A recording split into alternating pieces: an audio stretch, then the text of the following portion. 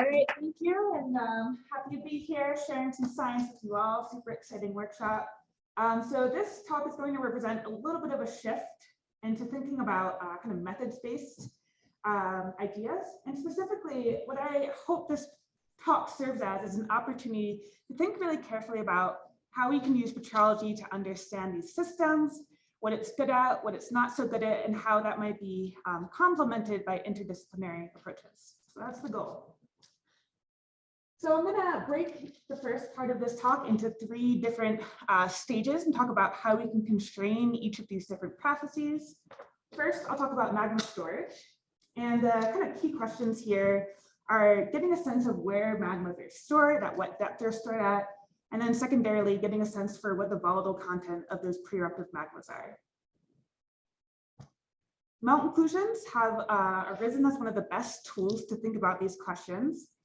So for those of you who are not already melt inclusion fans, I'm showing here what it looks like when you're picking out these melt inclusions down a picking scope. So they're collected from volcanic tephra most often. Pick out the crystals that look like they have good melt inclusions in them, and you intersect them until they look something like this. So what you're seeing here is an olivine crystal with a melt inclusion inside of it. And inside that melt inclusion, again, is a vapor bubble that I'll touch on later. And the key thing about melt inclusions that make them so valuable is that during ascent and eruption, this olivine crystal, or whatever the host crystal is, acts as a tiny pressure vessel. So that means that elements like sulfur, water, chlorine, all the volatile elements that we're all here to learn about, stay entrapped in that crystal. Unfortunately, they are not a perfect pressure vessel, and that's a little bit of what I'll talk about today. Okay, so the strengths of melt inclusions. You can get super precise data from them. You can directly measure the water content, the sulfur content, the chlorine content directly within them and the volcanic glass. You can compile melt inclusion data sets that look something like this. So what you're seeing here is a compilation of the water concentrations and CO2 concentrations in melt inclusions from a few different volcanoes. And in addition to getting information about the volatile content of the magma directly, melt inclusions can also be a really valuable barometer. And that's because we can compare the water and CO2 that we measure to solubility models. So when you compare these two data sets, in this case, this melt inclusion data set, melt inclusion data set to these solubility models in the background, you can get very precise estimates for when that melt inclusion was entrapped. The downside to melt inclusions is one, that they are not always available in all eruptive material. So the melt inclusions that we most often use for thinking about volatiles are usually found in rapidly quenched volcanic tephra, which is not always available. And even within that tephra, there's not always abundant, beautiful melt inclusions in what you collect. And so they're not always the most readily available data sets, and they take a little bit of time and special techniques to prepare. The other downside to melt inclusions, or the other potential complication, is that they are prone to changes after entrapment. So as we've worked more and more with melt inclusions over the years, we've discovered and learned more about two key processes. In particular, one is diffusive exchange between the melt inclusion and the host magma, which can affect the water content of the melt inclusion. But we've also been looking more closely at vapor bubbles and realizing that they can often host a large proportion of the CO2. And so that means that you have to be very careful and diligent in how you treat and interpret melt inclusion data sets. Okay, so melt inclusions, extremely valuable, require some special expertise, but totally worth it. The other way that we can get at water volatile concentrations in magmas and storage depths is to use phase equilibria relationships. So this has the advantage that it does not require this very specialized type of material to acquire information about. You can use phenocrysts and erupted tephra. In some cases, you can use lava flows. So it's a much more broad way to collect information about a volcanic system. The weakness is that, unlike melt inclusions, you cannot directly quantify how much water, CO2, or sulfur is in the rock that you're looking at. And so in this case, what we do is compare what we see in the rocks to what we know about phase equilibria and thermodynamic relationships. And there's kind of two different ways you can do this broadly. This is a whole field in itself, but I'm just going to touch on the basics here. The first way we can go about this is by comparing the mineral assemblage to what we know based on experimental phase diagrams. So what you're seeing here is an example of what some of these look like. On the y-axis here is pressure. On the x-axis is the composition of the vapor phase. And all I want to point out here is that all of these different experiments and these boxes have constrained how those two parameters affect the minerals that we would expect to see in volcanic rock. So we can kind of make broad comparisons like that. And this has can be an especially powerful means to understand systems if you do experiments that are specific to a certain composition. So in this case, a dacite from Mount St. Helens. So that's one way to go about it. You can also use relationships that are calibrated from experimental work, but that link different parameters a little bit more directly.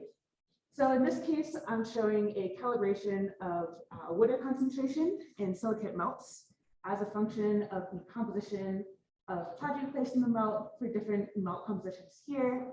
And the basic ideas here is that once you establish these calibrations and relationships between the composition of different minerals and what you would expect to see in the melt, you can use those to calculate estimates for what the melt looks like. So I'll just point out here that this is one relationship that's available and that works well for demonstration purposes, but this is like a whole field in itself. And so you can use relationships between things like melt composition and crystal composition to learn all sorts of things about the pressure, temperature, water content, and oxygen gas scheme of magma. So this is a whole rich field of inquiry in itself. Next, I'll touch a little bit on magma degassing processes. So the key questions here are how do vapor bubbles form and evolve during storage and ascent? And secondly, what is the composition of volcanic gases as the magma stores and ascends into the volcanic system? So again, I'll turn to our friends' melt inclusions. Again, these are really valuable because they give us direct measurements of the volatile content within glasses that we can compare to other geochemical parameters.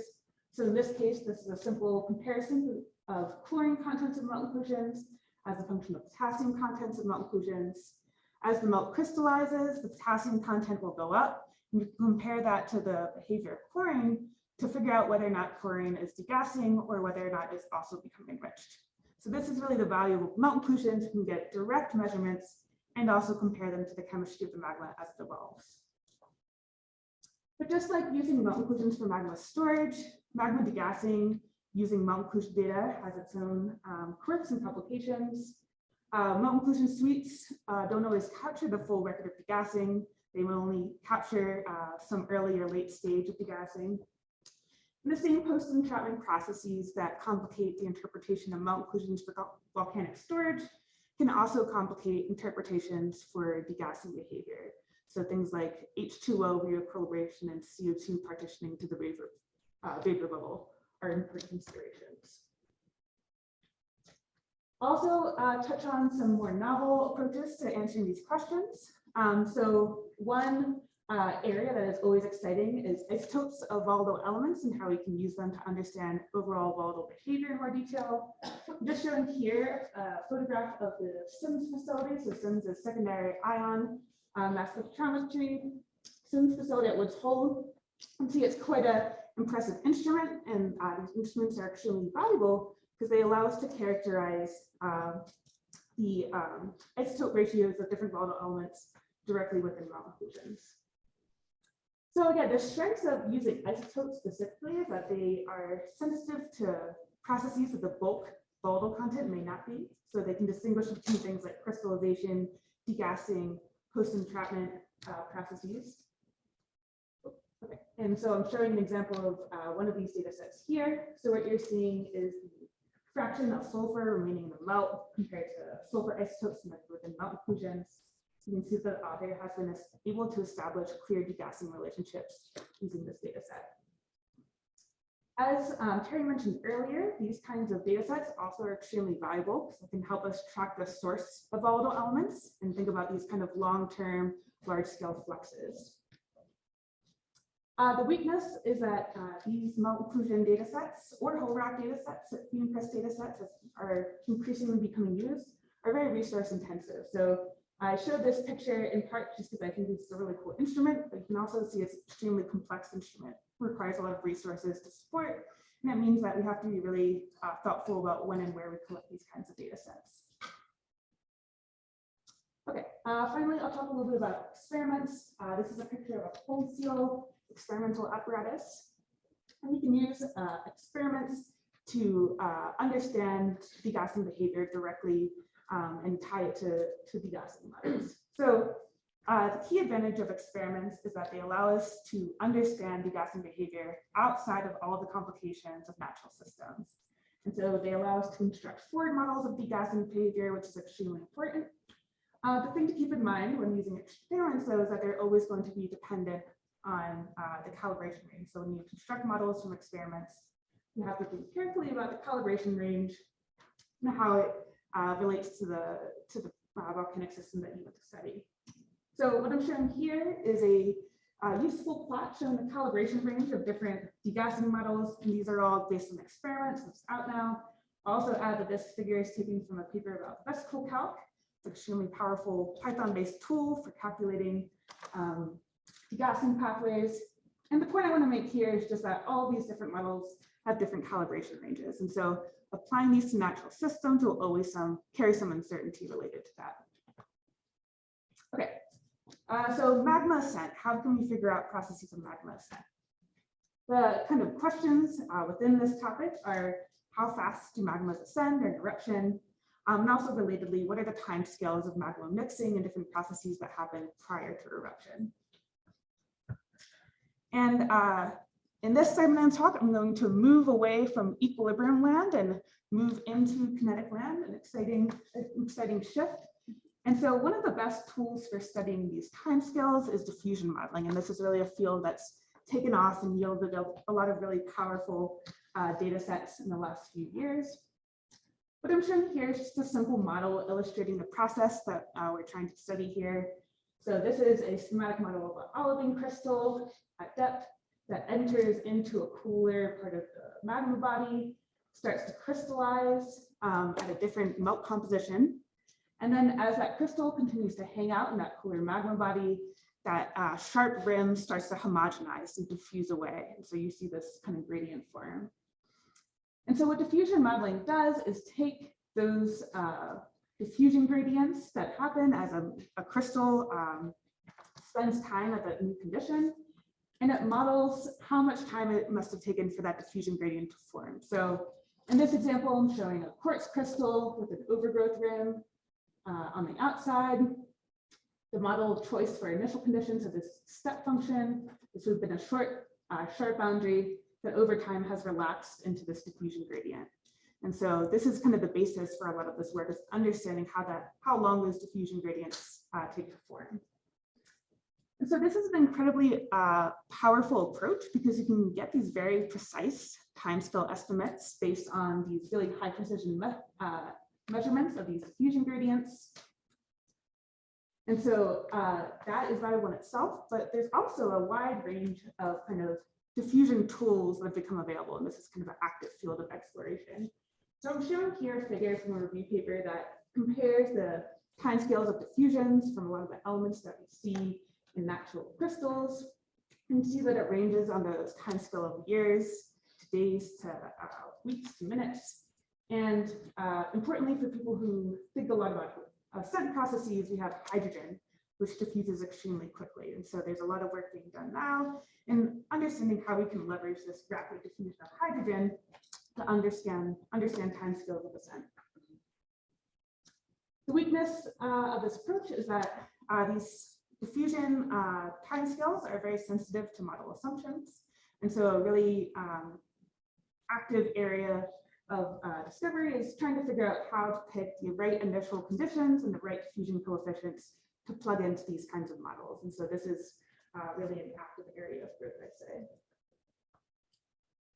And just to show a demonstration of how complex these diffusion clocks can be, showing a compilation here of diffusion timescales from the same eruption using diffusion gradients in a range of different crystals.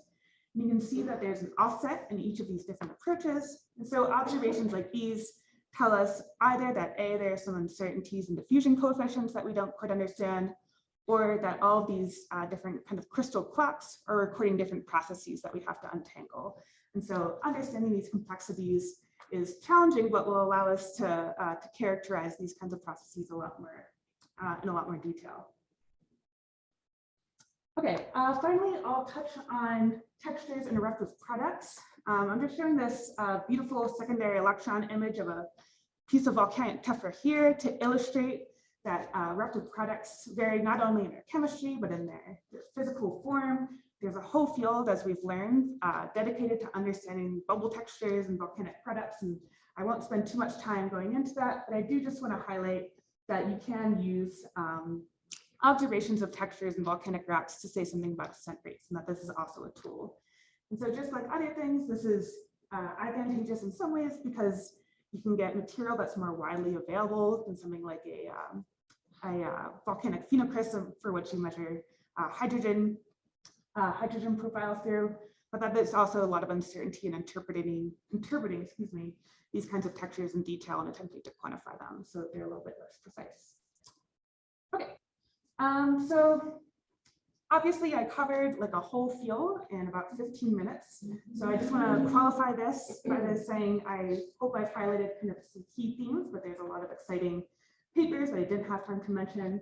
But here I'm just going to attempt to summarize for people outside of the petrology community some helpful takeaways in thinking about how to tackle questions that use petrology constraints. So melt inclusions are extremely valuable and can yield very precise estimates of the evolution of volatile contents, but they do require quite a bit of resources to find and analyze. These equilibrium constraints are more accessible. You're more likely to find them in eruptive products, but they do rely on calibrations, and so you have to carefully compare what you know about the calibration data set to what you're trying to figure out about a volcanic system. Finally, diffusion modeling is an incredibly powerful tool, and it, like anything else, requires responsible application, I'd say, in what you're assuming about the initial conditions and diffusion coefficients to use. So that's a whirlwind of petrology tools we can use to understand these types of problems. I'll move into the fun part now, not that that wasn't also fun, of thinking a little bit more about process-based questions. And I just want to highlight too, as I kind of top up this portion of the talk, that I think the growth we've seen in melt inclusion data sets and diffusion data sets really illustrates a wonderful thing about kind of our field, which is that complications that arise, so things like the diffusive loss of water from melt inclusions can actually be applied and turned around and become an advantage. So this is a paper that I think lays this out really elegantly by Anna Barth, showing that melt inclusions can be really valuable hygrometers if conditions are at equilibrium. But even if they're not, and we enter into this kind of messy kinetic territory, that there's also an incredible amount of information to be gained by using them as a speedometer and taking advantage of those hydrogen diffusive processes. So this is, I think, a really exciting illustration of how we can think creatively about tackling these challenges. Okay, so looking forward, I'm just going to highlight a few big picture questions and how I think they can be moved forward by integrating things like petrology data sets with other data sets, hopefully spark some discussion in our breakout groups in a little bit here. So one of the exciting areas of growth in the field is integrating melt inclusion data sets with other data sets to get information about magma storage and ascent timescales. This is a figure from a paper Dan Rasmussen, one of our conveners, wrote a few years ago, that I think is a really valuable proof of concept for how powerful integrating melt inclusion data set with things like seismic constraints can be. Obviously, I won't go into every detail of this talk, but you'll notice that down here, diffusion timescales, melt inclusion depths, and that's being compared to seismic constraints here. And so within this effort, as we look forward, some of the big picture questions we can think about, or what role melt inclusion data sets can play in eruption response. And also, how can we start to use these diffusion timescales that I mentioned to think about more complex ascent paths during and before volcanic eruptions. Another area that's really exciting is the ability to compare what we learn from melt inclusion data sets and other tools to what we observe at the surface through satellite emissions or gas data sets directly. So I'm showing a figure here from Alan Lerner's work where he's comparing sulfur emissions constrained from melt inclusions to sulfur emissions measured directly from the edifice. And importantly, he's now not only able to make direct comparisons, but also compare those two constraints to qualities of the magma itself. So things like the composition and the temperature of the magma. So I think these sorts of studies demonstrate a really exciting path forward in linking these two types of data sets more carefully and being able to interpret both in a lot more detail. So some two questions within this broader theme are: what are the volatile contents of deep-seated magmas that enter these shallow reservoir systems, and can we use melt inclusion data sets to add to those constraints? And also, as we learn more and more about sulfur, so Terry touched on this earlier, that there's an incredible growth in how much we know about sulfur, and there's sulfur degassing models that are coming online that are telling us a lot more about sulfur behavior. How can we leverage those to better interpret SO2 emission data set, and how can we integrate those two data sets together?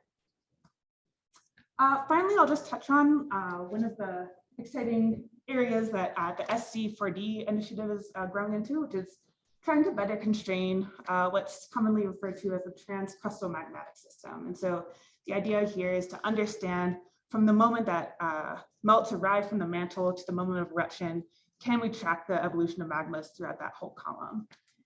I'm showing here how petrologic constraints can tie into this broader investigation. So this is a compilation by Kathy Pashkin a few years ago, especially this column on the left I want to draw your attention to. So this is earthquake depths compared to melt inclusion constraints on pressures of entrapment, compared to pressures of entrapment from clinopyroxene compositions, and then all of these other melt inclusion data sets from different volcanoes for reference. And so by combining petrology tools with melt inclusions, these equilibrium constraints to seismic constraints, we can really start to characterize and understand this transcrustal system in more detail. And so I think it's a really exciting area that we're moving forward in. And so some questions within this area are: how do we integrate information about magma storage systems, different depths, and also how can we start to learn more about lower crustal processes, areas of the crust that are difficult to access? How can we develop novel tools and approaches to better understand those kind of mystery zones within our planet? So with that, I'll conclude. Thank you for your time, and I'm happy to take any questions.